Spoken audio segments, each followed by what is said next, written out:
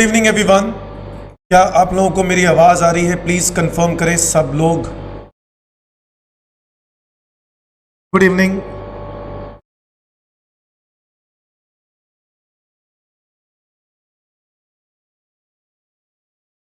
Good evening everyone.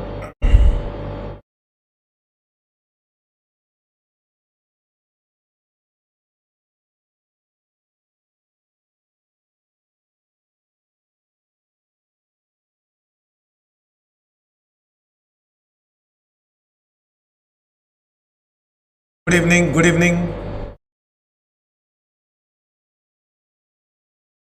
आवाज के चलो, बहुत बढ़िया, ग्रेट। चलो बच्चों, पिछली क्लास में जैसे मैंने आपको बताया कि हमारा मेन ऑब्जेक्टिव था रेजिडेंशियल स्टेटस के कंटेंट को कवर अप करना। तो थ्योरेटिकल पार्ट पिछली क्लास के अंदर हम लोगों ने क्या किया था? कवर अप किया था, है ना। आज की क्लास में हम लोग कुछ क्वेश्चंस प्रैक्टिस करेंगे जो मैंने अपने मटेरियल में नहीं दिए हुए हैं, ठीक है। कुछ अलग क्वेश्चंस करेंगे और जितने भी क्वेश्चंस मैं आज कराने वाला हूं ना, ये वो क्वेश्चंस हैं जो बेसिक नहीं है रेजिडेंशियल स्टेटस के। बेसिक क्वेश्चन आप लोग जानते हो कैसे करना है, क्या प्रेजेंटेशन होती है, मैं उस पर फोकस नहीं कर रहा हूं। और वो मैंने आपको क्वेश्चंस दे रखे हैं, आप लोगों ने वहां से कर लिए होंगे प्रैक्टिस, मतलब आपके पास मटेरियल तो है ही है। मैंने ऑलरेडी टेलीग्राम पे भी शेयर किया हुआ है। जो बच्चे मेरे से क्लासेस नहीं लेते उनको टेलीग्राम पे शेयर किया हुआ है, और बाकी बच्चे जिनके पास मेरी क्लासेस हैं तो उनके पास मेरी बुक होगी और बुक से क्वेश्चंस आप लोगों ने कर लिए होंगे। आज का जो टॉपिक है जिसके अंदर मैं आपको रेजिडेंशियल स्टेटस के ऐसे क्वेश्चंस कराने वाला हूं जो मुझे ऐसा लग रहा है कि बहुत एग्जाम्स में पॉसिबिलिटीज है, ऐसे ही क्वेश्चंस आ रहे हैं एग्जाम के अंदर, यही सेम क्वेश्चंस एग्जाम में आए हुए हैं और ऐसे ही क्वेश्चंस आएंगे। दोस्तों, ये जो क्वेश्चंस हैं इन सब का मकसद एक ही है, जो न्यू अमेंडमेंट्स आई हैं उस अमेंडमेंट पर फोकस करना। जो अमेंडमेंट्स 2020 में आई थी ना, उसी अमेंडमेंट से रिलेटेड क्वेश्चंस हैं, ठीक है। सो हम लोगों ने पिछली क्लास में रेजिडेंशियल स्टेटस किया था, सेक्शन 61, 62, 63, 64 याद है। 61 हम लोगों ने पढ़ा था रेजिडेंशियल स्टेटस ऑफ इंडिविजुअल, जहां पे हम लोगों ने पढ़ा था कि या तो आप रेजिडेंट हो गए या आप नॉन रेजिडेंट हो गए। रेजिडेंट होने के लिए आपको दो कंडीशंस दी हुई थी, दोनों में से कोई एक पूरी करनी होती है, 60 डेज वाली या 182 डेज वाली, हाँ या ना। अगर आप 182 डेज वाली सेटिस्फाई कर जाते हो, 182 डेज वाली कंडीशन सेटिस्फाई कर जाते हो, तो ऐसे केस में आप रेजिडेंट बन जाओगे, या फिर आप 60 डेज वाली कंडीशन पूरी कर जाओ, हाँ या ना। 182 वाली या 60 वाली, दोनों में से कोई एक कंडीशन पूरी करने पर आप इंडिया के रेजिडेंट ऑफ इंडिया हो जाओगे। और आपको याद है इसमें एक्सेप्शंस पढ़ी थी हम लोगों ने, तो वो सब चीजों को ध्यान रखते हुए क्वेश्चंस करने हैं। चलो आओ।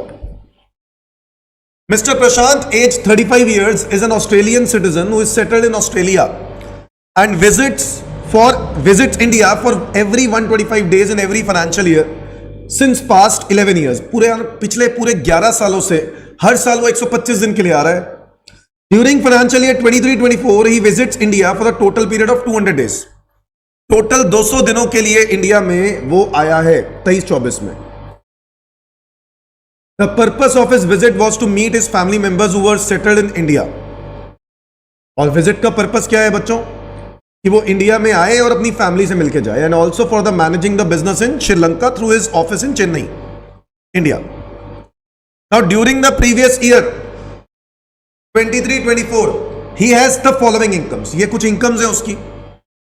Income from business in Australia controlled from Australia, income from business in Sri Lanka controlled from Chennai, short term capital gain on sale of shares of Indian company received in Australia, the shares were sold online from Australia, income from agriculture land in Australia received there and then bought to India 2 lakh rupees.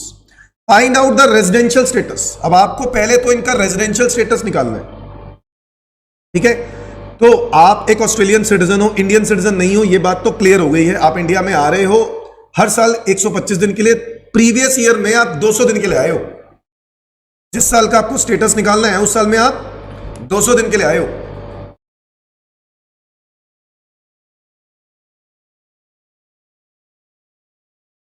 तो आपको सबसे पहले residential status निकालना है।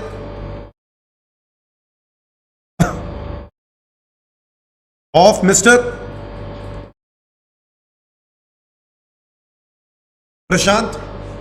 प्रशांत का residential status find out करना है, और इसके अंदर हमें सबसे पहले क्या चेक करना होगा कि आप इंडिया के रेजिडेंट हो या नहीं, है ना। आप क्या चेक करोगे, इंडिया के आप रेजिडेंट हो या नहीं। और एक बात बताओ, आप एक ऑस्ट्रेलियन सिटीजन हो, इंडियन सिटीजन तो हो नहीं, तो क्या डीम्ड रेजिडेंट वाली कंडीशंस लग सकती हैं इसके ऊपर? क्वेश्चन नंबर 1 में बताओ, क्या डीम्ड रेजिडेंट वाली कंडीशंस लग सकती हैं इसके ऊपर?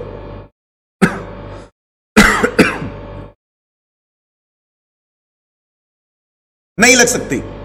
बोलो लग सकती हैं। याद है डीम्ड रेजिडेंट में क्या पढ़ा था? दो तरह के डीम्ड रेजिडेंट पढ़े थे। एक, अगर आप इंडियन सिटीजन हो, आपकी इंडिया में इनकम 15 लाख से ज्यादा है, और आप दूसरे देश में you are not liable to pay tax. ये ऑस्ट्रेलियन सिटीजन है, ऐसा कहीं नहीं लिखा कि ये दूसरे देश में लायबल नहीं है टैक्स देने के लिए, तो ये तो डीम्ड रेजिडेंट वाला केस नहीं है, पहला।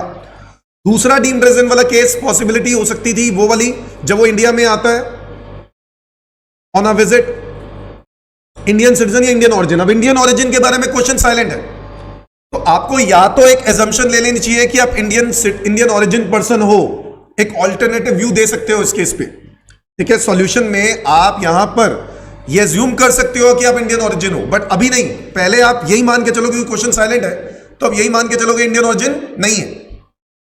ऐसे केस में दोस्तों आपको ये इंफॉर्मेशन जरूर दी गई है कि वो ऑस्ट्रेलियन सिटीजन है जो इंडिया में आ रहा है 200 दिनों के लिए। अब भाई अगर वो 200 दिनों के लिए आ रहा है, फॉरेन सिटीजन है ना, तो मैं कह रहा हूं कोई भी सिटीजन हो, 182 डेज वाली कंडीशन तो देखोगे ना, तो 182 डेज वाली कंडीशन तो पूरी हो रही है। बोलो हाँ या ना। सो लिखेंगे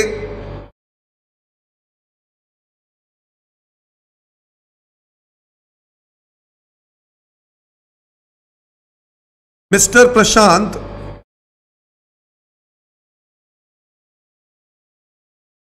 fulfills the first basic condition, that is to stay in India for 182 days or more in the relevant previous year, in the relevant previous year. Is that clear? तो आप ये वाली कंडीशन पूरी कर पा रहे हो। हाँ, आपको ये मेंशन करना पड़ेगा, इस यहीं पर आपको ये मेंशन भी करना पड़ेगा कि डीम्ड रेजिडेंट वाली शर्तें क्यों नहीं लग रही।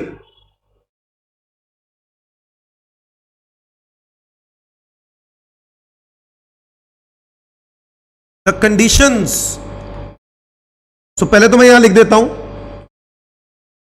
He is resident of India. अब मैं आगे लिख देता हूं नेक्स्ट पैराग्राफ में, the conditions of deemed resident is not applicable on Prashant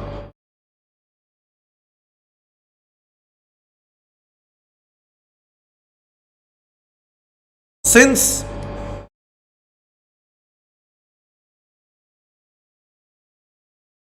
he is not an Indian citizen।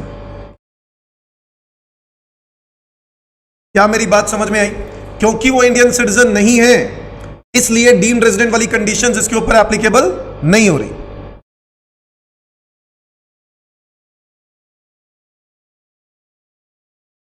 Yes बेटा, ओल्ड हो या न्यू हो बेटा, सबके लिए ये, ठीक है। अब इधर देखो, तो deemed resident is not applicable on Prashant since he is not an Indian citizen, ठीक है। ओके, आगे आ जाते हैं, क्योंकि वो रेजिडेंट है तो हमें ये भी चेक करना होगा कि वो आरओआर है या नहीं। अच्छा, आरओआर भी बन जाएगा कैसे? हर साल 125 डेज के लिए आ रहा है, तो 7 सालों में 730 दिन हो जाएगा, और भाई वो 60 डेज वाली कंडीशन भी तो पूरी कर जाएगा। बोलो हाँ या ना। 60 डेज वाली कंडीशन भी पूरी कर जाएगा, तो वो पिछले 2 सालों में रेजिडेंट प्रूफ करना आउट ऑफ 10 प्रीवियस ईयर्स, वो भी हो जाएगी, और दोनों एडिशनल कंडीशंस हो जाएंगी। तो आप लोग लिखोगे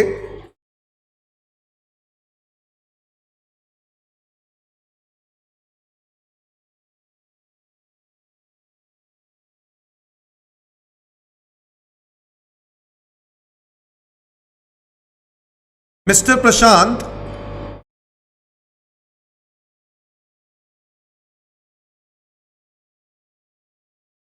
visits India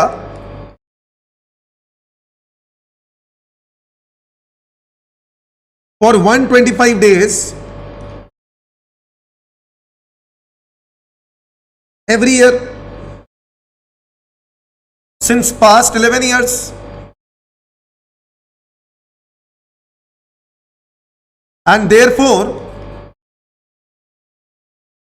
he satisfies the following additional conditions. आपको पता ही एडिशनल कंडीशंस लिखनी होती हैं, तो पहली कंडीशन आपने लिखी कौन सी वाली, 2 प्रीवियस ईयर्स में resident out of 10 previous years, और दूसरी लिखी 7 प्रीवियस ईयर्स में 730 दिन, हाँ या ना। ये दोनों एडिशनल कंडीशंस लिखने के बाद आपको कंक्लूजन देना होगा क्या, he is resident and ordinarily resident of India.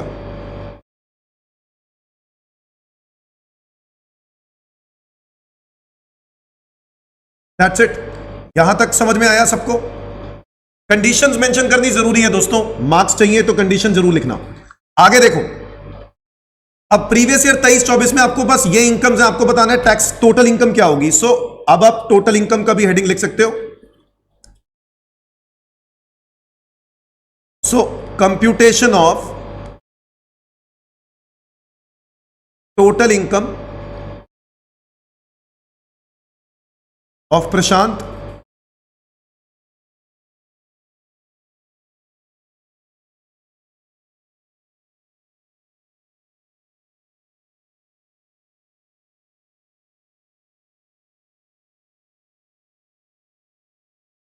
पहली, income from business in Australia control from Australia, तो आपको यहां पे तो पूरी की पूरी वो डिटेल लिखनी होगी, ठीक है, वो आप लिख लोगे। Income from business in Australia control from Australia, क्या करें, accrue arise outside, receive outside, control outside, सब कुछ आउटसाइड।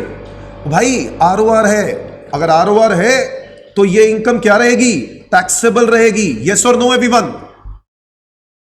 अगला बताओ, income from business in Sri Lanka control from Chennai,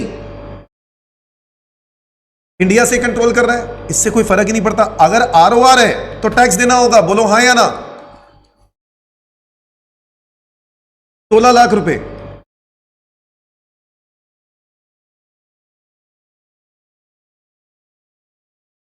short term capital gain on sale of shares of Indian company. भाई ROR है, कहीं पे भी रिसीव किया हो, कहीं पर भी बेचा हो, टैक्सेबल रहेगा। सी पार्ट, यस और नो एवरीवन? 50,000 रुपए। डी पार्ट बताओ, income from agriculture land in Australia receive there and then bought to India ₹2 lakh, क्या करें, टैक्सेबल। भाई एग्रीकल्चर इनकम इंडिया से कमाई हो तो एग्जेम्प्ट होती है, याद रखना है आप लोगों को। एग्रीकल्चर इनकम इंडिया से कमाई हो तो एग्जेम्प्ट होता है, अगर बाहर से कमाई है तो टैक्सेबल है। तो यहां पर अगर आप इसकी टोटल इनकम पूछोगे तो सारी ही इनकम टैक्सेबल हो जाएंगी, क्योंकि ये आरओआर है। तो कितना आंसर आएगा, 38,50,000।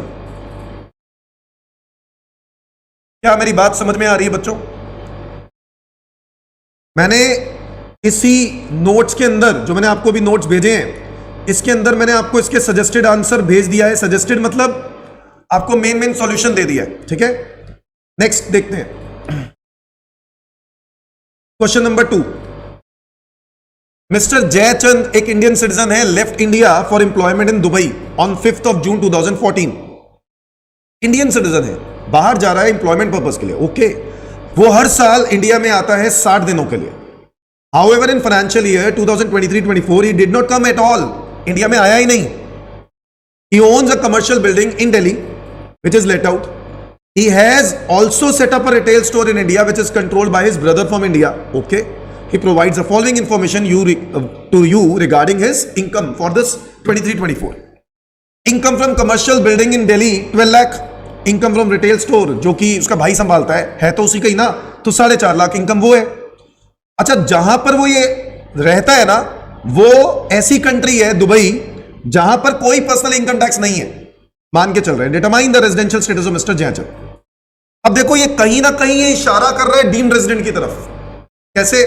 पहली बात तो उन्होंने यही कह दी कि एक इंडियन सिटीजन है। दूसरी बात उन्होंने ये बोल दी कि वो इंडिया में 15 लाख से ज्यादा कमा रहा है। ये देखो 12 लाख और 4.5 लाख, 15 लाख से ज्यादा कमा रहा है, हाँ या ना? तो 15 लाख से ज्यादा कमा रहा है और वो दुबई है तो वो is not liable to pay tax in any other country. अगर दुबई में वो टैक्स नहीं दे रहा है तो वो डीम्ड रेजिडेंट का केस हुआ। बोलो हाँ या ना? तो ये क्वेश्चन डीम्ड रेजिडेंट का है बच्चों। क्या मेरी बात समझ में आई? क्या मेरी बात समझ में आई? ये डीम्ड रेजिडेंट का क्वेश्चन है। तो आप लोग सिंपली डीम्ड रेजिडेंट की शर्तें लिखकर आप इस क्वेश्चन को इजीली सॉल्व कर सकते हो। सो क्वेश्चन नंबर 2 आपको फाइंड आउट क्या करना था? Residential status. तो हेडिंग में भी डालेंगे residential status of mister Jaichand. अब रेजिडेंशियल स्टेटस हम लोग फाइंड आउट कर रहे हैं जयचंद जी का, और हमें इसकी टोटल इनकम दे रखी है। मैं यहां पे लिख लेता हूं इनकम एक्रू और अराइज इन इंडिया, उसकी कितनी है? मैं यहां लिख देता हूं एक इनकम फ्रॉम कमर्शियल बिल्डिंग कितनी है? 12 लाख रुपए। और दूसरी इनकम फ्रॉम रिटेल स्टोर कितनी है? 450। जब इन दोनों का टोटल किया बच्चों तो यह बनता है 1650। अब मैं ये बात लिख सकता हूं कि उसकी इनकम 1650 तो इंडिया से कमाई गई है और he is not liable to pay tax in any other country, और एक और चीज कि वो इंडियन सिटीजन है। तो mister Jaichand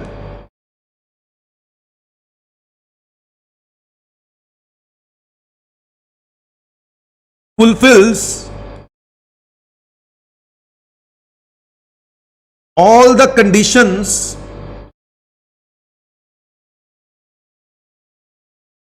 covered under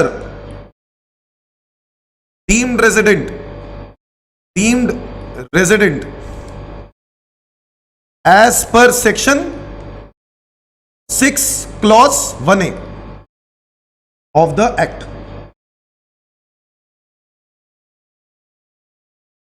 which is as follows। Conditions mention करनी जरूरी है बच्चों। पहली condition, he is an Indian citizen.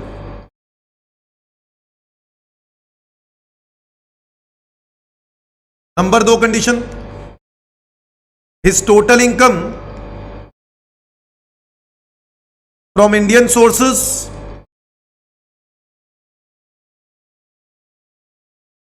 is exceeds rupees 15 lakh। और third, he is not liable to pay tax in any other country। क्योंकि ये तीनों conditions मेरी सेटिस्फाई हो रही हैं, इसलिए जयचंद डीम्ड रेजिडेंट माना जाएगा। और डीम्ड रेजिडेंट का मतलब क्या है? Deemed resident means mister Jaichand is deemed resident, that is resident but not ordinarily resident. तो क्या कह सकते हैं? RNOR। Is that clear to everyone? Is that clear to everyone? तो मेरा आंसर RNOR आ गया है। Will your answer be change if he is a citizen of Dubai? Yes, बिल्कुल, डेफिनेटली मेरा आंसर बिल्कुल चेंज हो जाएगा अगर वो दुबई का सिटीजन हुआ और इंडिया का क्या हुआ? Non citizen. तो भाई ऐसे केस में डीम्ड रेजिडेंट वाली कंडीशंस लगेंगी नहीं। बी पार्ट क्या आंसर होगा बोलो? If in case he is not a citizen of India,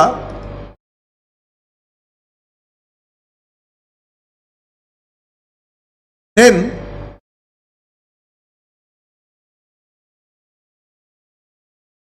he will not be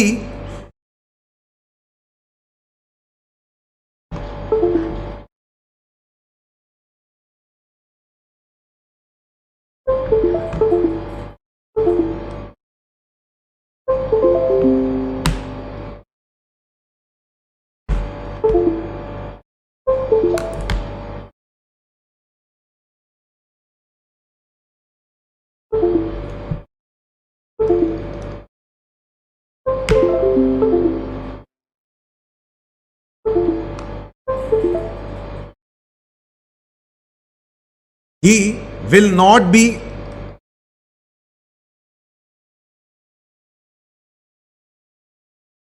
able to fulfill the conditions of deemed resident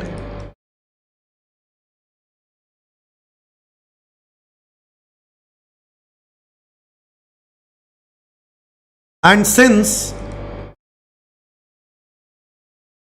he has not stayed in India during the previous year, during the relevant previous year,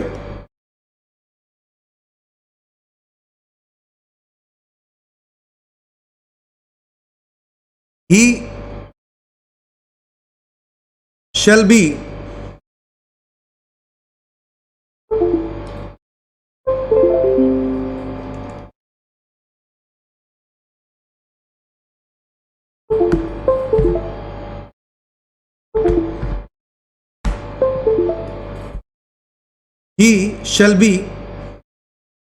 considered as non-resident of India. और क्योंकि वो non resident of India होगा बच्चों, तो उसका total income भी अलग आएगा। बोलो कैसे? नॉन रेजिडेंट इंडिया है, अच्छा नहीं, कमर्शियल बिल्डिंग, इनकम तो भाई टैक्सेबल उतनी ही होगी क्योंकि नॉन रेजिडेंट दोनों के दोनों इनकम कमा कहां रहा है? इंडिया में। Although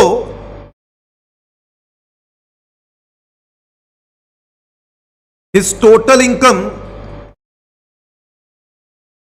will remain same.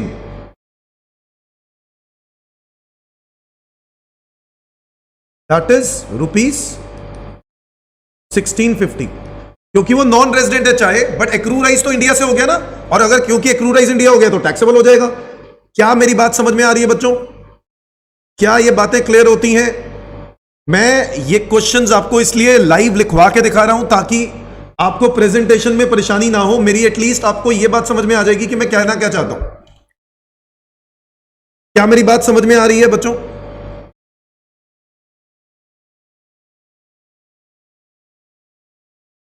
क्योंकि जब हम क्लास करते हैं तो उस वक्त मैं हर तरह की प्रेजेंटेशन नहीं करवा पाता हूं, ये क्वेश्चंस की प्रेजेंटेशन के साथ मैं करवा रहा हूं।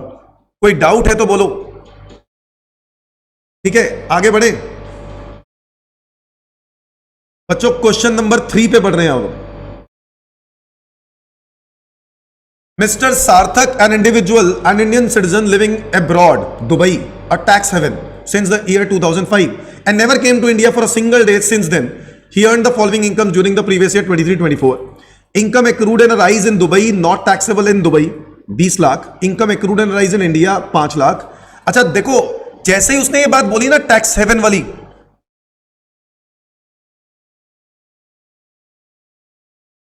नहीं सुष्मिता, दुबई की रिटेल स्टोर नहीं है, वो इंडिया का ही स्टोर है। क्वेश्चन में लिखा था ना, ये देखो क्वेश्चन में लिखा हुआ है, he has also set up a retail store in India, जिसको मैनेज कौन कर रहा था? उसका भाई है ना। तो सुष्मिता ये रिटेल स्टोर इंडिया से ही है, मानने की जरूरत नहीं है। ठीक है, अब आ जाओ क्वेश्चन नंबर 3। मैं कह रहा हूं सार्थक एक इंडिविजुअल है, तो दुबई की बात कर रहे हैं, वो टैक्स हेवन कंट्री है। देखो ये बात जैसे ही बोल दी गई, आपका दिमाग ऑटोमेटिकली डीम्ड रेजिडेंट की तरफ चल जाना चाहिए। अब इसने ये बोल दिया कि वो इंडिया में कभी नहीं आया, ठीक है, जरूरत ही नहीं है। इंडिया में आने की जरूरत ही नहीं है। Income determine the residential status of mister Sarthak and taxable income for the previous year 23-24। चलो आओ।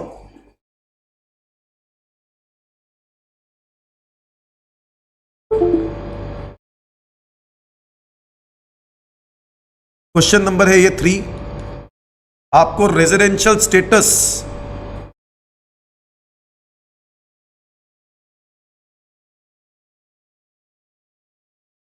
फाइंड आउट करना है ऑफ मिस्टर सार्थक।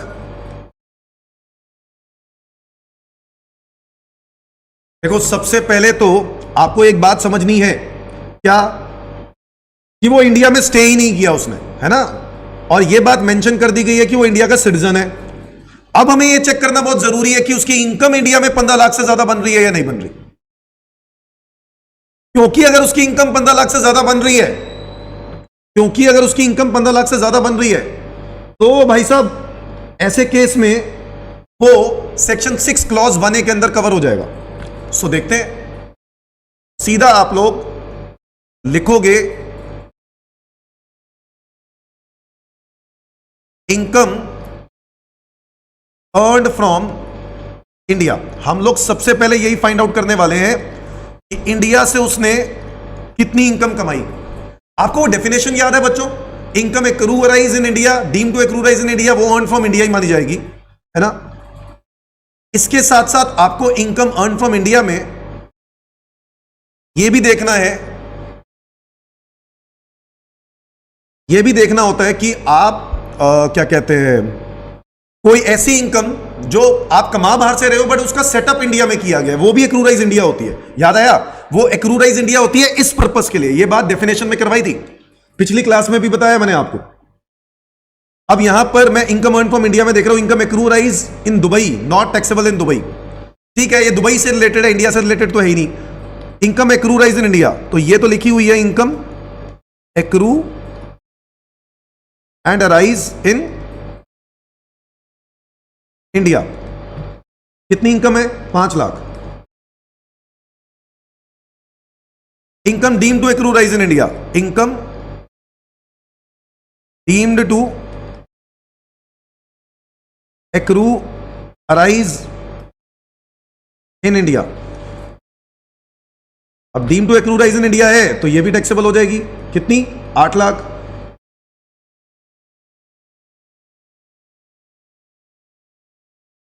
Income arising from Dubai, profession set up India में है तो ये भी कवर होगी इसके अंदर, बोलो हाँ या ना।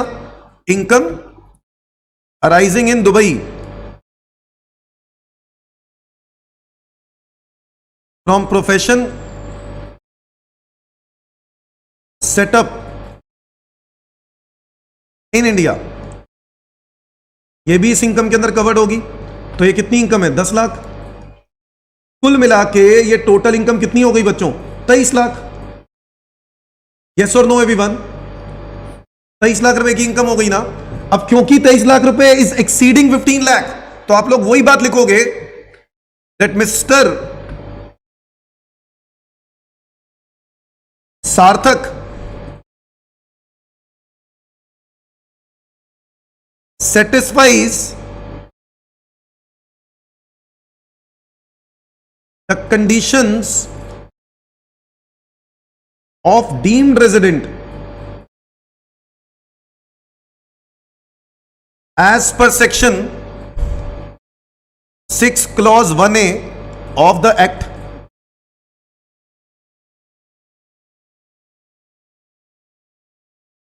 which are as follows, which are as follows। आपको वो कंडीशन फिर से मेंशन करनी होगी, आप लोग लिख लोगे, मैं उम्मीद करता हूं इतने समझदार आप हैं। पहली condition, he is Indian citizen. Number 2 condition, his total income exceeds 15 lakh from India. Number 3, he is not liable to pay tax in any other country. और दुबई एक टैक्स है ना, ये बात मेंशन कर दी गई है ना। अब ऑब्वियस है वो डीम्ड रेजिडेंट है यानी डीम्ड RNOR, तो बताओ उसकी टोटल इनकम क्या होगी? टोटल इनकम क्या होगी भाई? अगर वो RNOR है तो income accrue arise in Dubai, not taxable in Dubai. Accrue arise Dubai में है तो एक्रूराइज दुबई, रिसीव भी भारी मान के चलेंगे, कंट्रोल भी भारी मान के चलेंगे। जब सब कुछ बाहर मान के चलेंगे तो ROR को टैक्सेबल होता है ना सिर्फ, तो ये तो RNOR है, तो ये 20 लाख तो टैक्सेबल होएगा ही नहीं, है ना। सो जब हम इसकी टोटल इनकम निकालेंगे तो आपको एक बारी अलग से मेंशन करना पड़ेगा इसकी टोटल इनकम क्या है। तो कंप्यूटेशन ऑफ टोटल इनकम में ऑफ मिस्टर सार्थक,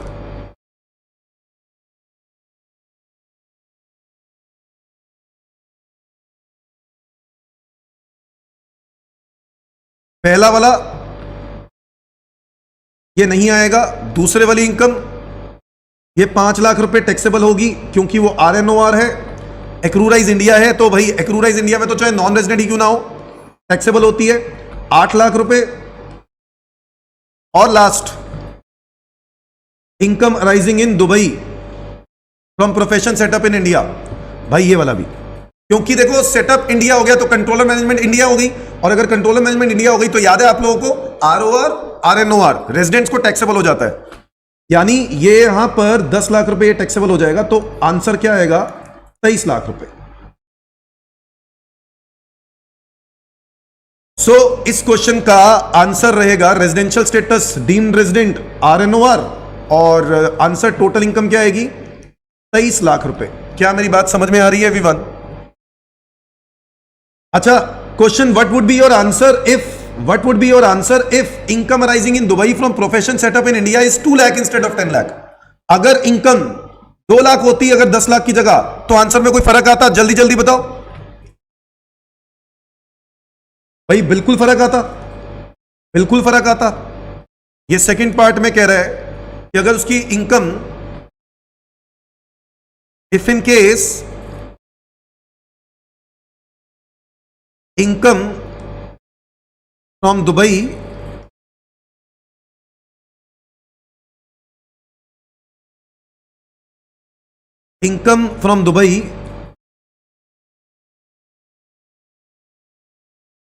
from a profession set up in India, profession set up in India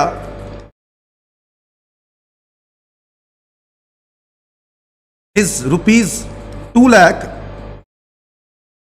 instead of 10 lakh, ऐसे केस में then mister सार्थक्स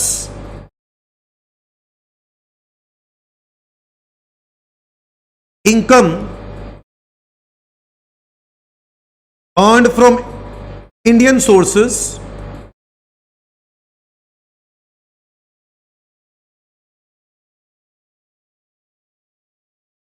will be rupees 15 lakh. बोलो हाँ या ना?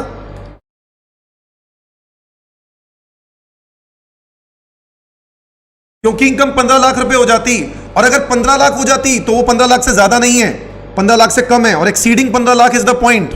यस और नो? एक्सीडिंग 15 लाख होनी चाहिए इनकम, और अगर 15 लाख तक की इनकम है तो ऐसे केस में you do not satisfy the conditions of deemed resident, इसलिए यह आंसर नॉन रेजिडेंट हो जाता। क्या हो जाता? Non resident. In this case, Mr. Sarthak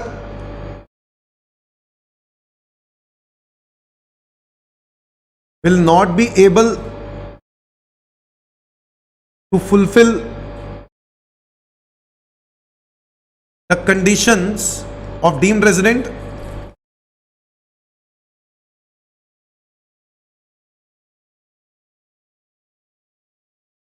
and therefore he will be non-resident of India। और अगर वो नॉन रेजिडेंट ऑफ इंडिया है तो टोटल इनकम क्या होगी बताओ? In such case his total income will be कितनी टोटल इनकम होगी बोलो? अगर ये नॉन रेजिडेंट हुआ तो टोटल इनकम क्या होगी? पहला ये वाला टैक्सेबल हो जाएगा 5 लाख और 8 लाख, 13 लाख रुपए ही टैक्सेबल होगा बस, 15 लाख रुपए नहीं बच्चों। कितना आएगा टोटल इनकम? 13 लाख रुपए। पहला वाला पॉइंट, फर्स्ट पॉइंट तो ऑब्वियसली टैक्सेबल नहीं होगा, ये तो टैक्सेबल नहीं होगा। दूसरा वाला पॉइंट टैक्सेबल हो जाएगा, चाहे वो नॉन रेजिडेंट ही क्यों ना हो, कमाया इंडिया से है तो टैक्सेबल होगा। तीसरा वाला पॉइंट यस टैक्सेबल होगा क्योंकि deem to accrue arise in India है। और fourth point arising in Dubai, चाहे वो सेटअप इंडिया है बट भाई नॉन रेजिडेंट को टैक्सेबल नहीं होता ये वाला पॉइंट, इसलिए यहां पर आंसर नहीं आएगा। तो ये वाला इनकम का आंसर आएगा 13 लाख रुपए। कितना आएगा? 13 लाख रुपए। क्या मेरी बात समझ में आ रही है बच्चों? 13 lakh will be the answer. Is that clear to everyone? So ये रहेगा क्वेश्चन नंबर 3 के 2 पार्ट्स सार्थक के, ठीक है। आगे आ जाते हैं क्वेश्चन नंबर 4 पे, ध्यान से सुनना। Question number 4, Mrs Shruti is an Indian citizen, is currently in employment with an overseas company located in UAE. During the previous year 23-24 she comes to India for 157 days. India में वो 157 days के लिए आ रही है, okay. She is in India for 200 days, 100 days, 76 days, 45 days in previous ये वाले years में। Her annual income for the previous year 23-24 is as follows. Determine the residential status. देखो रेजिडेंशियल स्टेटस निकालना है, इंडियन सिटीजन है, बाहर जा रही है, इंप्लॉयड है वो यूएई में, और अगर वो इंप्लॉयड है यूएई में और वो इंडियन सिटीजन है तो ऐसे केस में अगर वो इंडिया में 157 डेज के लिए आ रही है विजिट के लिए, तो आपको याद होगा 182 डेज वाली कंडीशन पूरी करनी पड़ेगी। और क्योंकि ये 182 डेज वाली कंडीशन तो पूरी नहीं कर पा रही, इसलिए ये नॉन रेजिडेंट होनी चाहिए। बोलो हाँ या ना?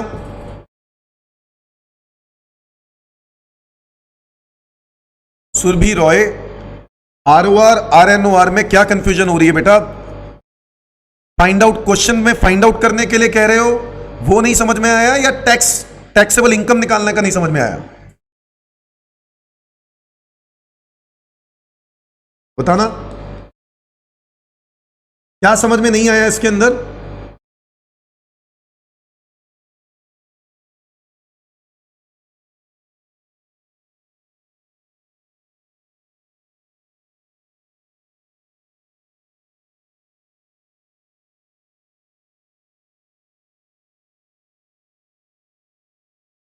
सिंपली आरओआर आरएनओआर में आपको बस वो 2 बातें याद रखनी है टैक्सेबल के हिसाब से, कि अगर आप इनकम एक्रूराइज इंडिया करते हो तीनों को टैक्सेबल होगा, इनकम रिसीव इंडिया में करते हो तीनों को टैक्सेबल होगा। अगर एक्रूराइज बाहर होता है, रिसीव बाहर होता है बट प्रोफेशन सेटअप इंडिया में है, यानी कंट्रोल एंड मैनेजमेंट इंडिया में है, तो आरओआर और एनओआर को टैक्सेबल होगा। बेटा आरएनओआर का कैसे पता करते हैं? मैं फिर से नहीं समझ में आया तुम्हारा क्वेश्चन। तुम टैक्स निकालने की बात कर रहे हो या आरएनओआर फाइंड आउट करने की बात कर रहे हो? वो तो बेटा पिछली क्लास में बताया था।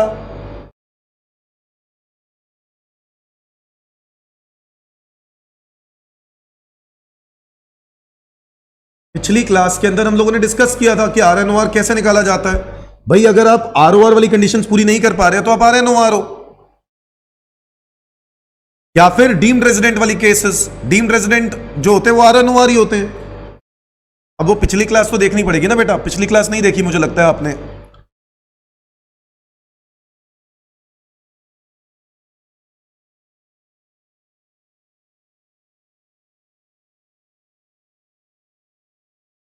काइंडली कंफर्म सुरभि, पिछली क्लास नहीं देखी है तो आप पहले देख लेना, उसके बाद आप मुझसे पूछना।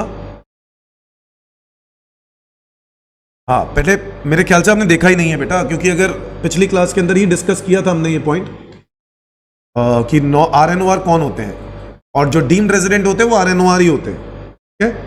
और वो कंडीशंस मैंने आपको बताई थी, और मैंने आपको बोला था बेटा कि सारी कंडीशन सब आपको एक बार रिवाइज करके बैठना है क्लास के अंदर। ये टॉपिक, ये फास्ट ट्रैक क्लास है। फास्ट ट्रैक क्लास का मकसद यही है कि भाई हम लोग जल्दी जल्दी करें। अगर हम लोग देर लगाएंगे तो फिर एग्जाम्स पास में आ जाएंगे, है ना। तो इसलिए चलो इधर मैं ये कह रहा था कि यहां पर वो नॉन रेजिडेंट बन रही है क्योंकि 182 डेज वाली कंडीशन तो पूरी हो नहीं रही। अच्छा, क्योंकि वो इंडियन सिटीजन है, अगर वो इंडियन सिटीजन है और वो यूएई में है, चलो जो भी है यूएई है, चलो ठीक है कोई बात नहीं, यूएई से कोई फर्क नहीं पड़ता, वो not liable to pay tax वाला नहीं। एक और 4 कंडीशंस वाली बात पड़ी थी ना कि अगर वो इंडियन सिटीजन है, इंडिया में आ रही हो ना विजिट, 157 डेज है, 120 डेज और मोर, 182 से कम है या नहीं है? है। और आपको याद होगा वो चौथा क्या था कि उसकी टोटल इनकम 15 लाख से ज्यादा हो। अगर ये चारों कंडीशंस पूरी कर गया तो वो डीम्ड रेजिडेंट बन जाती मिसेस श्रुति, हाँ या ना? तो मिसेस श्रुति का आपको देखना पड़ेगा कि उसकी टोटल इनकम क्या हो रही है। सो इंडिया में उसकी इनकम कितनी हो रही है? तो इनकम अर्न्ड, मैं थोड़ा सा शॉर्टकट तरीके से लिख रहा हूं, ऊपर हेडिंग नहीं लिख रहा हूं। Income earned from Indian sources. अब आपको पता लगाना है इंडियन सोर्सेस से उसने कितनी इनकम कमाई। सो पहले income from salary earned and receive in UAE, भूल जाओ इसको, ये तो इंडियन सोर्सेस नहीं है। Income earned and receive from house property situated in UAE, इसका क्या करें? ये भी बाहर की है, इसको भी छोड़ दो। Income deem to accrue rise in India, ये आएगी। इनकम डीम टू एक्रू और अराइज इन इंडिया, ये आएगी इनकम। कितनी है? 5 lakh.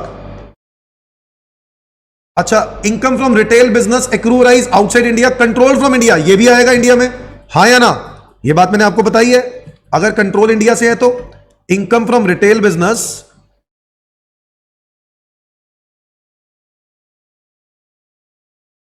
Accrue outside but control from India, ये भी आएगा इसमें, हाँ या ना? कितनी इनकम है ये? 10 लाख। तो ये 10 लाख भी इसके अंदर कवर होगा। आगे आ जाओ, income accrued arise in India, ये भी आएगा obviously. Income accrue arise in India, ये भी आएगा। और ये कितना है? 3 लाख रुपए।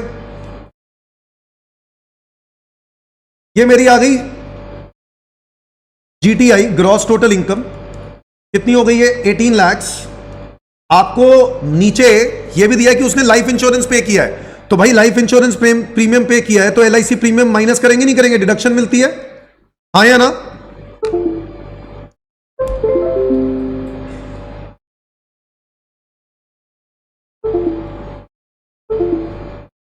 एलआईसी प्रीमियम पे करने की डिडक्शन मिलती है सेक्शन 80C में।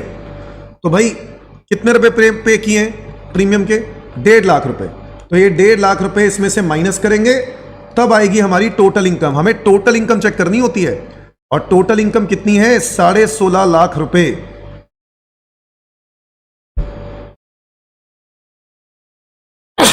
सॉरी, टोटल इनकम कितनी है?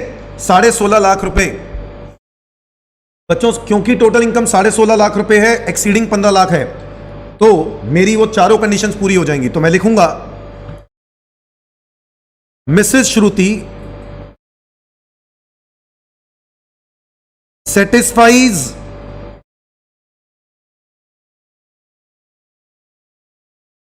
all the following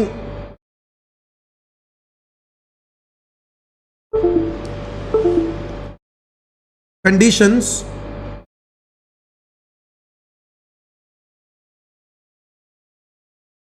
and therefore she will be considered as deemed resident but not ordinarily resident. कौन सी कंडीशंस? भाई वही पहली condition, she is an Indian citizen. She is an Indian citizen, है कि नहीं है? इंडियन सिटीजन तो वो है। Number 2, she is an Indian citizen. Number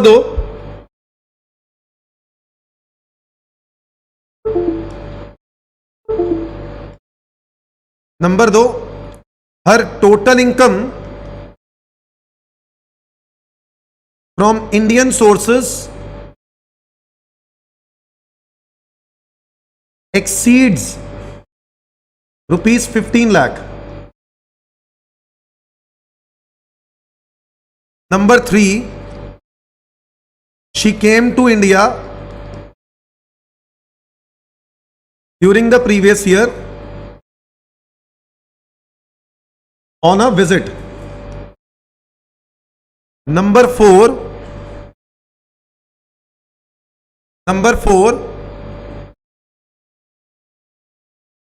her stay is 120 days or more but less than 182 days during the previous year. अगर ये चार कंडीशंस पूरी हो जाए तो वो क्या मानी जाती है? Deemed resident. तो ये डीम्ड रेजिडेंट बन गई। बोलो हाँ या ना एवरीवन। क्योंकि ये डीम्ड रेजिडेंट बन गई तो ये डीम्ड आरएनओआर का आंसर आ गया इसका। ये बिकम्स डीम्ड आरएनओआर। यस और नो? और ऐसी सिचुएशन में अब मुझे इसकी टोटल इनकम निकालनी है। Computation of total income.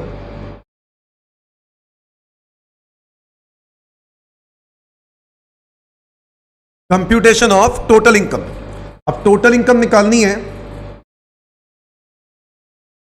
पहला पार्ट बताओ। First, income from salary earned and receive in UAE. नहीं, ये इंडिया में टैक्सेबल नहीं होगी। हाँ या ना? तो ये हो गया निल।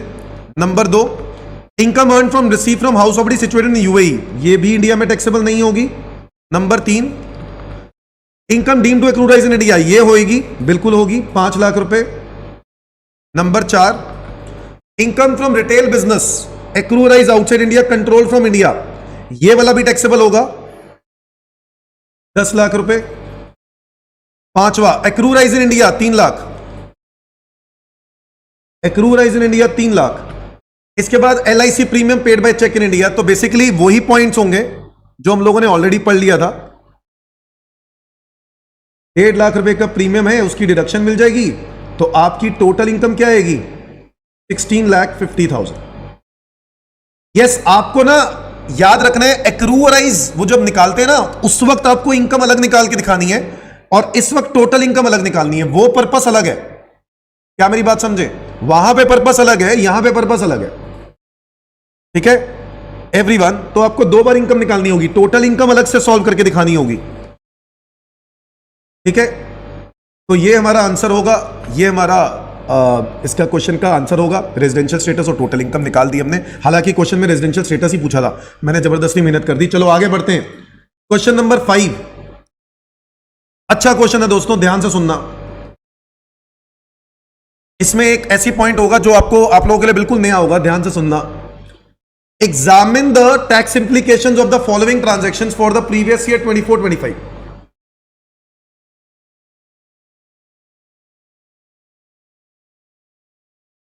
Examine the tax implications of the following transaction for assessment year 24-25. Government of India has appointed Mr. Rahul as ambassador in Japan. He received salary of 750 and allowance of 240 during the previous year 23-24 for the rendering of services in Japan. He is Indian citizen having the status of non-resident in India during previous year 23-24. मेरे को एक बात बताओ, आपको याद आ रहा है, अगर आप फॉरेन इंडियन एम्बेसी में काम करते हो, Indian government employ posted abroad, तो याद है अलाउंसेस इनको एग्जेम्प्ट होते हैं। कुछ याद आ रहा है सबको? सैलरी चैप्टर में पढ़ा था। अलाउंसेस क्या होते हैं? एग्जेम्प्ट होते हैं। यस और नो?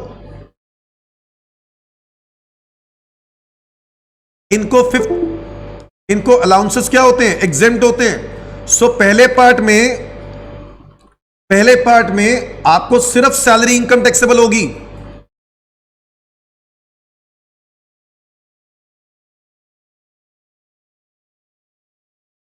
पहले पार्ट में आपको सिर्फ सैलरी इनकम टैक्सेबल होगी। सैलरी इनकम कितनी है बच्चों? बताओ। 7.5 लाख रुपए। और उसमें से आप डिडक्शन क्लेम कर लोगे under section 16(1)(a) standard deduction कितने रुपए की? 50,000 रुपए। अच्छा, अलाउंसेस के बारे में भी यहां पे लिख देना चाहिए। अलाउंसेस, यहां पर एक नोट लिखना चाहिए। अलाउंसेस यहां पे लिख दूंगा मैं एग्जेम्प्ट, और वो नोट में आप लिख दोगे allowances to the Indian government employ who has been posted abroad is fully exempt from tax. तो यहां पे आंसर मेरा आएगा 7 लाख रुपए। क्या मेरी बात समझ में आई?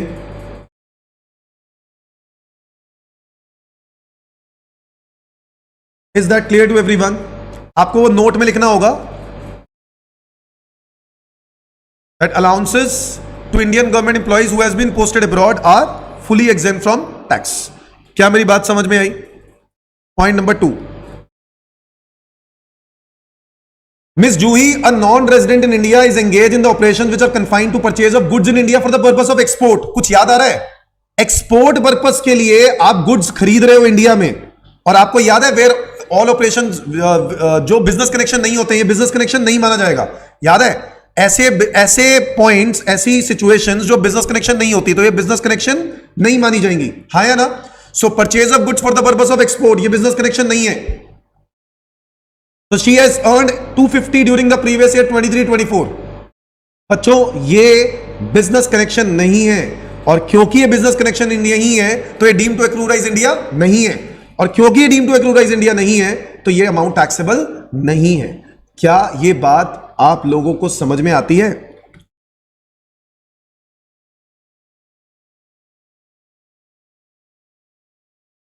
The activity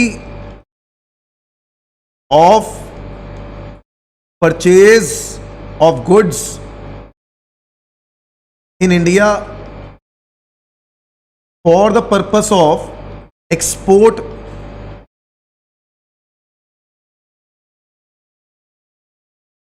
is not considered as business connection. Not considered as business connection in India, and therefore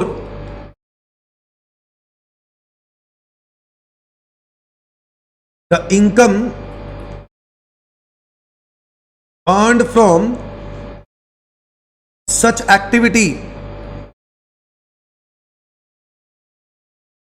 shall not be considered as deemed to accrue or arise in India. नहीं माना जाएगा.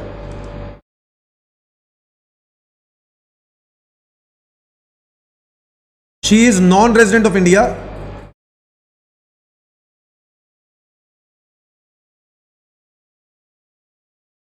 and thus such income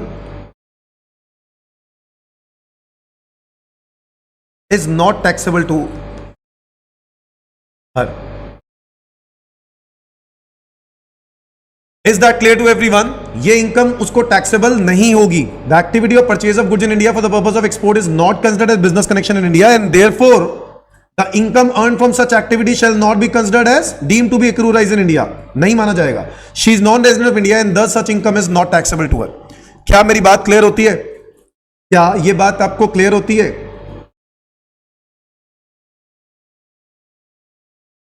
third, mister Naveen एक non resident Indian है, has earn 3 lakh as royalty for patent right made available to mister Rakesh who is also non resident. दोनों non resident है. आपको याद है इस वाले केस में हमें यह देखना होता है कि वो उस पेटेंट राइट को यूज कहां कर रहा है. कह रहा है mister Rakesh has utilize the patent for development of product in India. अब क्योंकि ये बात लिख दी गई है development of product in India, तो इनकम एक्रूराइज इंडिया हो गई. अगर एक्रूराइज इंडिया हो गई तो आप नॉन रेजिडेंट ही क्यों ना हो, टैक्सेबल कहां होगा? इंडिया में. तो थर्ड पार्ट का answer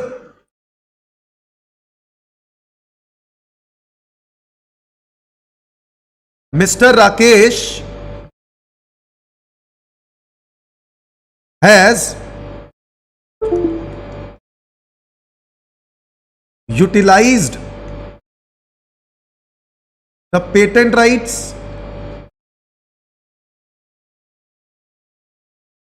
for development of product in India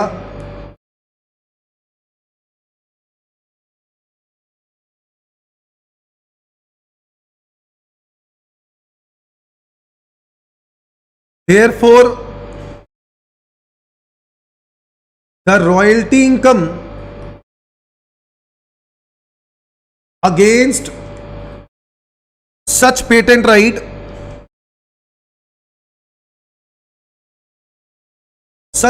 right shall be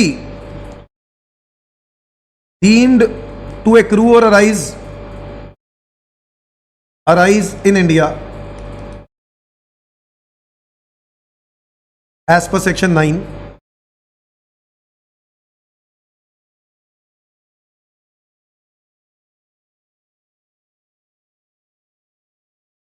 So Mr. Naveen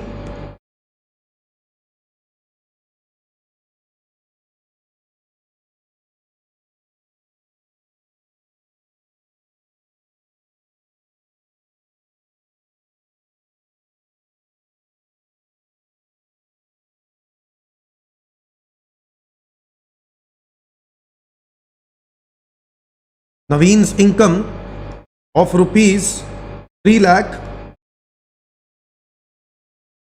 will be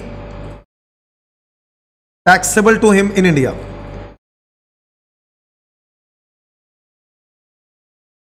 क्या मेरी बात समझ में आई बच्चों? क्या ये बात क्लियर होती है?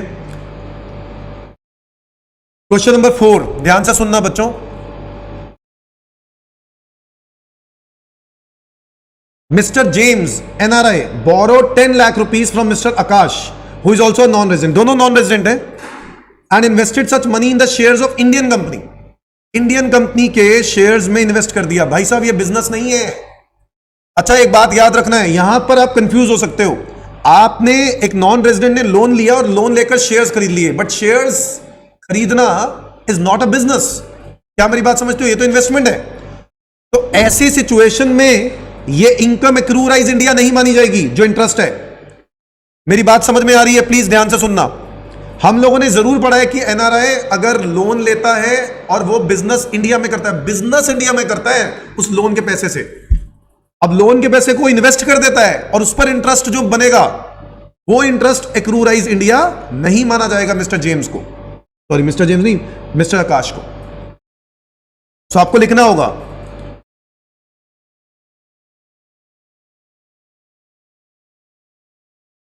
Mr. James has borrowed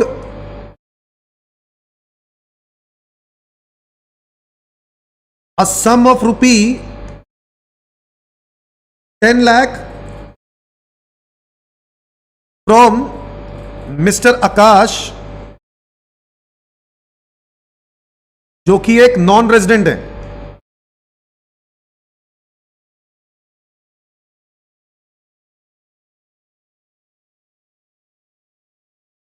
And he has not utilized such money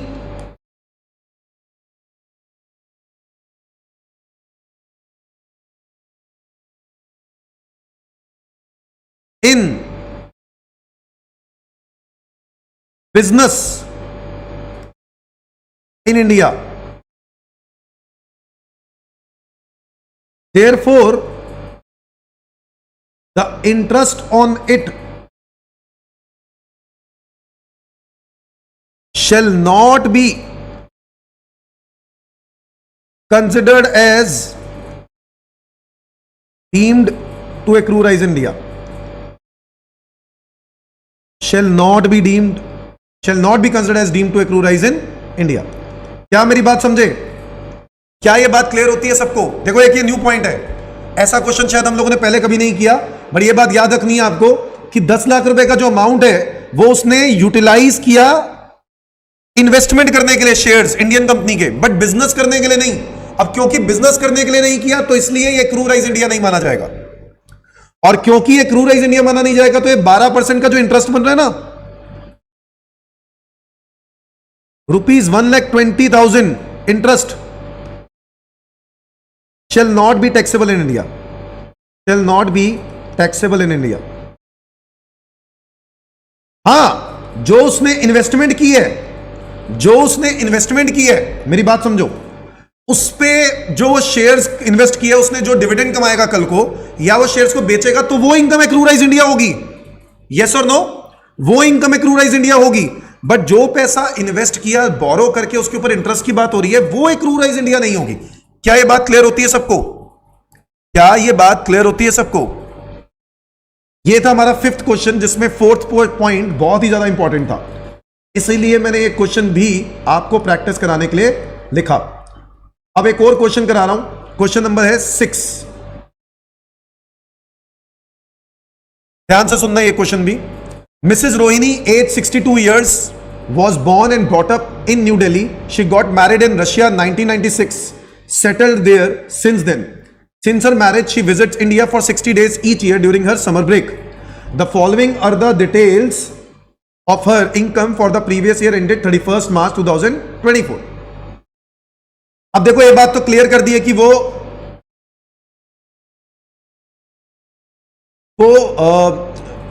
married Russia में है, सेटल्ड वहां पे हो चुकी है, इंडिया में सिर्फ 60 दिनों के लिए आती है हर साल, 60 दिनों के लिए आती है हर साल। ठीक है, तो 60 दिन तो कोई स्टे ही नहीं हुआ, 60 दिन का स्टे क्या बनाएगा? हाँ, 60 दिन तो इस साल में 60 दिन हो भी गया। ठीक है, और अगर शी विजिट्स इंडिया वाला केस है तो विजिट्स इंडिया वाला केस है तो आपको तो पता ही है 182 डेज वाला कंडीशन पूरी होनी चाहिए या फिर 120 डेज वाली बात होनी चाहिए। अब रशिया है, कोई ये तो है नहीं कि भाई आपको Russia is non taxable country, वो वाला केस भी नहीं लगेगा यहां पर। तो डीम्ड रेजिडेंट वाला केस तो मुझे नहीं दिखता यहां पर लगने वाला है। ये एक नॉर्मल क्वेश्चन है और क्लियरली पता चलता है कि मिसेस रोहिणी एक इंडिया की नॉन रेजिडेंट है, क्योंकि अगर 60 दिन भी वो इंडिया में आती है तो देखो 120 डेज वाला कंडीशन पूरी होनी बहुत जरूरी है। 120 डेज और मोर वो भी नहीं हो रही ना, बोलो, वो भी नहीं हो रही, तो ये कहीं से भी इंडिया की रेजिडेंट तो नहीं बन सकती, ये इंडिया की नॉन रेजिडेंट ही होगी।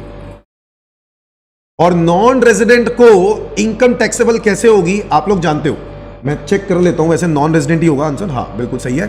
अब बताओ, pension receive from Russian government 65,000, Russian government से मिला पेंशन, एक्रूराइज कहां हुआ? आउटसाइड, तो ये क्या टैक्सेबल होगा बताओ?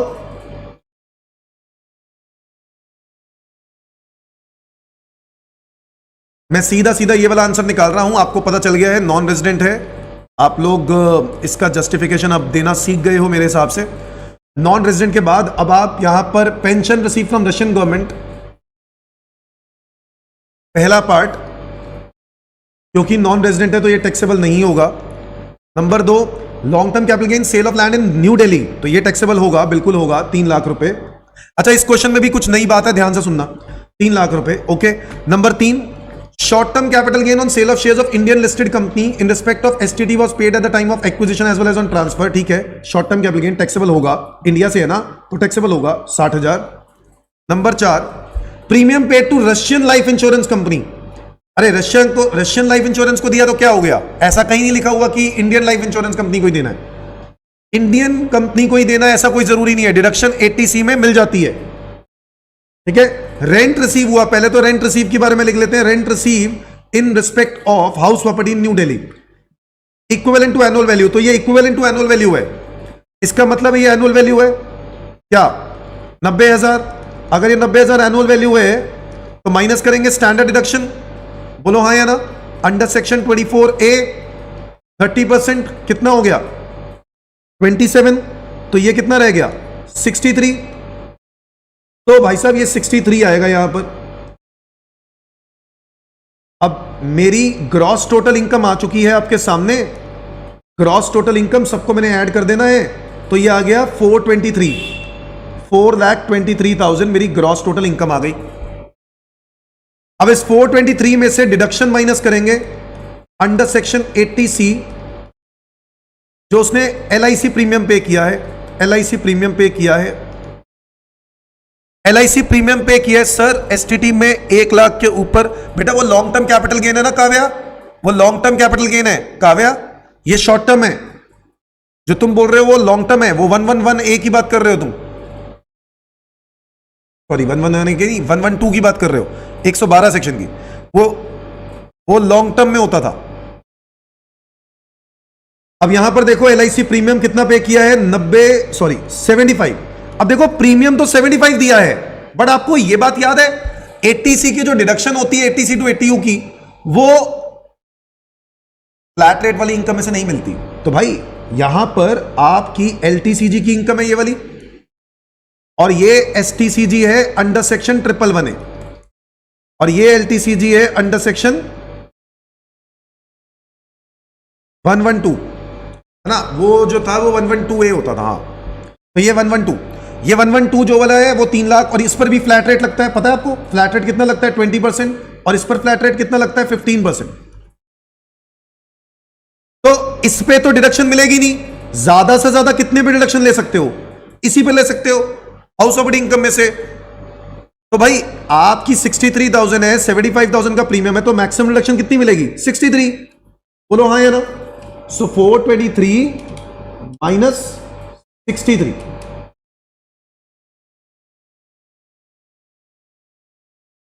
3,60,000, 3,60,000। यस और नो एवरीवन? 3,60,000 रुपए इसकी टोटल इनकम बन जाएगी।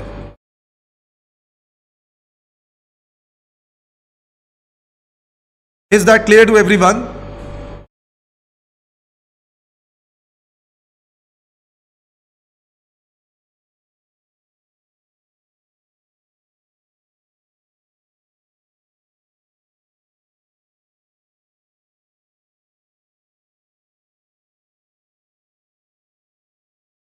निकालना समझ में आया सबको? ये 3,60,000 कैसे आया?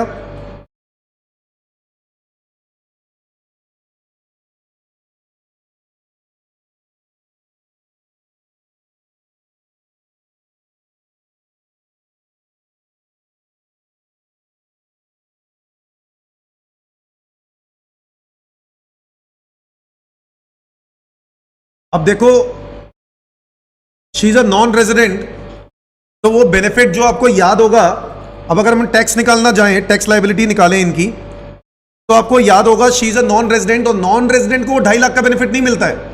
याद है हम लोगों ने टैक्स लाइबिलिटी सीखी थी एलटीसीजी एसटीसीजी की। अब यहां पर एलटीसीजी है 112 वाला, कौन सा? कितनी इनकम है वो? 3 लाख। आपको याद होगा, आपके दिमाग में होगा सर वो 2.5 लाख का बेनिफिट तो इसमें से ले सकते हैं, बट नहीं लेंगे। क्यों नहीं ले भैया? ये नॉन रेजिडेंट है ना, ये नॉन रेजिडेंट है। बेटा पर्सन ऑफ इंडियन ओरिजिन वाला केस भी तू अगर ले लेगी तब भी तो नॉन रेजिडेंट ही बनेगा कवलीन। पहली बात, इंडियन ओरिजिन के बारे में लिखा है कहीं? वैसे क्वेश्चन में कहीं नहीं लिखा हुआ कि वो इंडियन ओरिजिन है। हाँ ठीक है, born on brought up in India है, न्यू दिल्ली, बट स्टिल ये यहां से ये बात साबित नहीं होती है कि उसके पेरेंट्स भी इंडिया में थे, क्योंकि 1947 से पहले इंडिया में चाहिए ना बॉर्न। अच्छा अच्छा अच्छा अच्छा, 1996 माइनस कर दो, नहीं बट आज 62 इयर्स है ना उसकी एज, 2023-24 में है ना, तो 2023 में भी लेके चलो तो माइनस 62 करने पर भी वो 1947 से पहले नहीं जाती। तो इसलिए यहां पे वो इंडियन ओरिजिन वाला केस हम लोग एज्यूम करना पड़ेगा जबरदस्ती, वो नहीं करने की जरूरत। ठीक है कवलीन? ठीक है कवलीन? और अगर इंडियन ओरिजिन भी होता ना तब भी नॉन रेजिडेंट ही होता।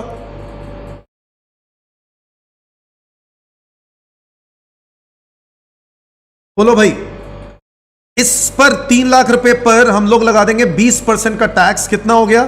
60,000। और एसटीसीजी अंडर सेक्शन 111A, ये कितना अमाउंट है? 60,000। 60,000 रुपए पर लगेगा 15%। ये हो गया कितना?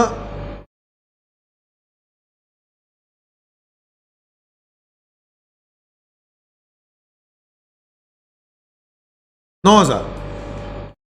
टोटल हो गया ये 69,000, प्लस लगेगा सेस 4%, और 69,000 का 4% होता है 2760, 71760। ये आ गई हमारी टैक्स लायबिलिटी, ये आ गई हमारी टैक्स लायबिलिटी। मेरी बात समझ में आ गई सबको? यहां पर मैंने स्लैब बेनिफिट क्यों नहीं दिया? अगर आपको याद हो, मैंने आपको बोला था कि अगर स्लैब इनकम बची हो तो स्लैब लिमिट एग्जेम्पशन ले सकते हैं। वो सिर्फ रेजिडेंट इंडिविजुअल के लिए था, आप चेक कर सकते हो, रेजिडेंट इंडिविजुअल एचयूएफ के लिए था, यहां पे नहीं मिलेगी। क्या मेरी बात समझ में आ रही है? तो ये बेनिफिट नहीं मिलेगा। तो ये आंसर पक्का है 71760। Is that clear to everyone?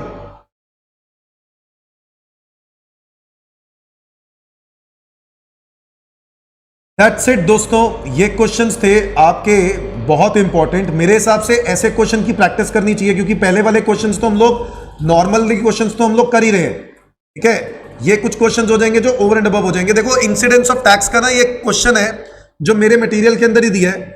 ये क्वेश्चन मैं चाहता हूं आप लोग करके आओ, ये क्वेश्चन जरूर करो। कोई डाउट हो तो प्लीज टेलीग्राम पे ही डाल देना, ठीक है। ये वाला क्वेश्चन जरूर करना। ये क्वेश्चन आपको मटेरियल के अंदर मिल जाएगा। मेरे ख्याल से ये क्वेश्चन 27th क्वेश्चन होगा आपकी बुक का, और आपको बुक मैंने शेयर की हुई है टेलीग्राम पे, जिनके पास नहीं है तो आप लोग चेक कर सकते हो उसके अंदर। ये क्वेश्चन जरूर करो। इस क्वेश्चन करने पर क्या होगा कि आपको हर तरह के टॉपिक की प्रैक्टिस हो जाएगी। 5 केसेस हैं, वही 5 केसेस से रिलेटेड सब कुछ है, आप लोग कर ही चुके हो प्रैक्टिस। बेटा एसटीटी पेड केस में 2 केसेस हम लोगों ने पढ़े थे, 111A शॉर्ट टर्म और 112A long term. 111A short term, 112A long term. Long term के अंदर हम लोगों ने ये पढ़ा था कि 1 लाख से ज्यादा होगा तो उस ज्यादा वाले अमाउंट पर 10% टैक्स लगेगा, और 111A में हम लोगों ने ये पढ़ा था कि 15% फ्लैट लगेगा। सिंपल है, सिक्योरिटी ट्रांजैक्शन टैक्स अगर पे कर दिया है तो 15%। ठीक है काव्या, इज दैट क्लियर?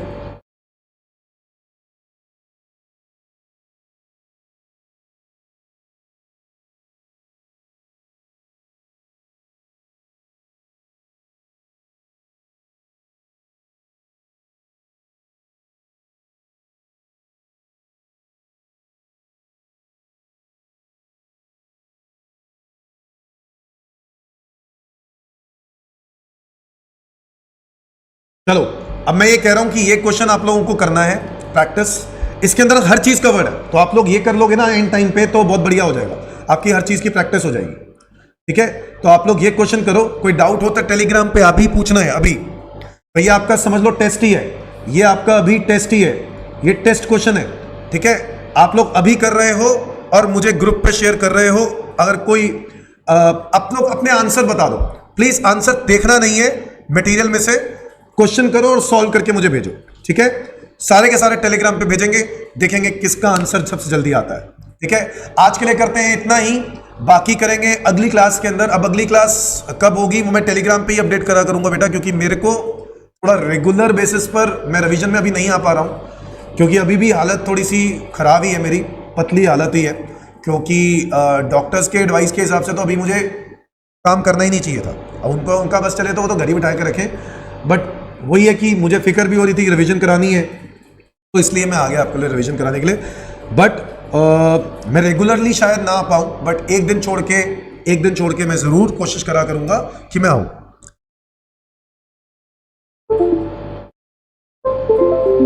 ठीक है जी, तो आज के लिए इतना ही करते हैं, बाकी अगली क्लास में मिलते हैं। मैं आपको सैलरी कराऊंगा अगली क्लास में, ठीक है। सैलरी कराऊंगा, हेड्स करेंगे हम सीधा, सैलरी, पीजीबीपी, कैपिटल गेन पहले करेंगे, फिर हाउस प्रॉपर्टी करेंगे और अदर सोर्सेस करेंगे, ठीक है।